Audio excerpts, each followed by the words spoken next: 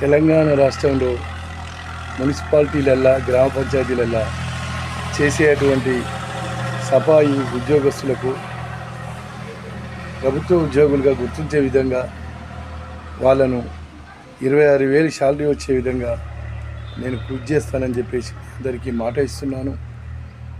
Bhuvanagiri parliament స్థాయిలో ఉన్నటువంటి అన్ని గ్రామ పంచాయతీలలో ఉన్నటువంటి సఫాయి ఉద్యోగస్తులు, కాంట్రాక్ట్ ఉద్యోగస్తులు నాకు ఓటు వేసి గెలిపిస్తే మీకు నా ద్వారా నేను నా పోరాటం ద్వారా మిమ్మల్ని ప్రభుత్వ ఉద్యోగులుగా చేయిస్తానని మీ అందరికీ మాట ఇస్తున్నాను. మీ అందరి కొరకై గతంలో కూడా నేను పోరాటాలు చేసిన, ఇప్పుడు మీ భువనగిరి పార్లమెంట్ అభ్యర్థిగా ముందుకు వస్తున్నాను. మీ యాదగిరి రాజయోగి కారింగుల యాదగిరి ముదిరాజుగా వస్తున్నాను. మీ ఒక్క ఓటు 1,00,000 ఓట్లతో సమానం. నాకేసి గెలిపించాలి కోరుకుంటున్నాను.